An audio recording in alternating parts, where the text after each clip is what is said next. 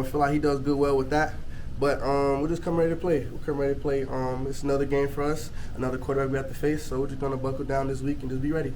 What do you remember about that game last year? It seemed like early in the game they had some chances and some real shots and maybe overthrew them a little bit. And what lessons did you guys learn from that? Yes, like you said, last year we tried to take shots early, but our defense was able to eliminate those.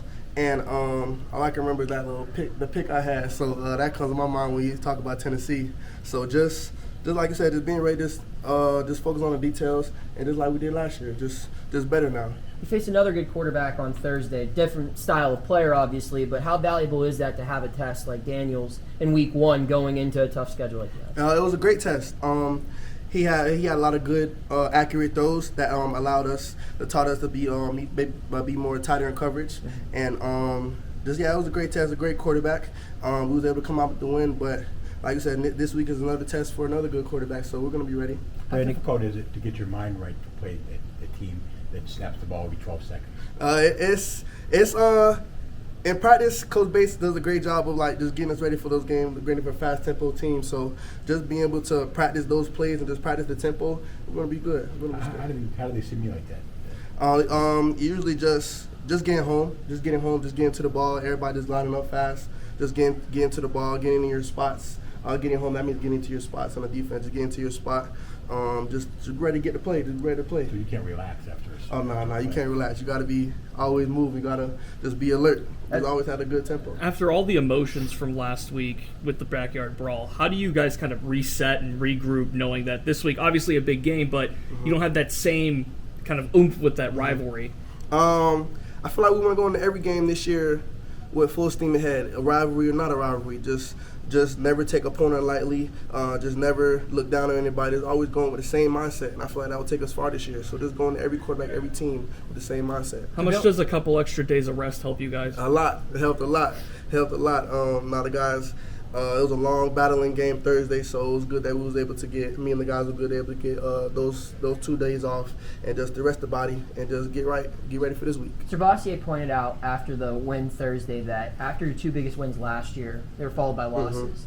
And Coach Narduzzi talked yesterday about how you guys know how to play through adversity, but it's adjusting to success. Would you consider Thursday night a success on how your team played, and how does this team handle success this year? Whenever you have a win, it's always a success. It's always a good feeling to get a win, even if it was ugly or bad, because you're going to go in next week and harp on those little details that you missed. So just being able to do that, and I feel like we'll be in a great position to win the game Saturday. No, yes, sir. But is there any concern or difficulty that comes after an emotional win like that to not be too caught up in that, because you have a really good team coming here that's going to play at your home field again? I feel like that's what goes back to saying just coming to every opponent with the same mindset every week, just ready to get better. And not doesn't matter who's on the other side of the ball, as long as they have a different color jersey on, we want to win the game.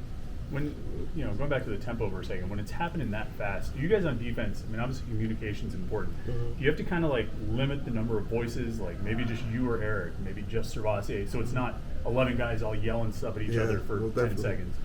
Yeah, like I said, just getting home, just getting into our spots, and me and Eric can communicate well, and just have us and Servassier as well. So just have us just communicating through the whole defense. I feel like we'll be in great positions to win the game, yes, sir. Is the tempo thing a little easier for you with the position you play compared to defensive linemen who might be rotating more, might be coming on and off the field, or is your job harder because you might be lining up? You have a wider range of field that you have to line up on. No, I feel like all 11 have the same responsibility, the same work ethic, the same drive, the same. The motor, everybody on the defense had the same motor, so I don't think it's as harder or easier because everybody wants to go make that play. Everybody wants to go make that tackle because we're all contributing to being 1-11 out there. Because there's so much experience on the defense this year, is there a lot of nonverbal communication going on out there? Sometimes I can give Ehal a look or give one of my corners a signal call, and it'll be good, and that helps us a lot just too. Just by looking at him, we'll give them a little signal, something like that. Okay. Make it quicker, faster, get them in position, and my other safety, and just have everybody on the same page.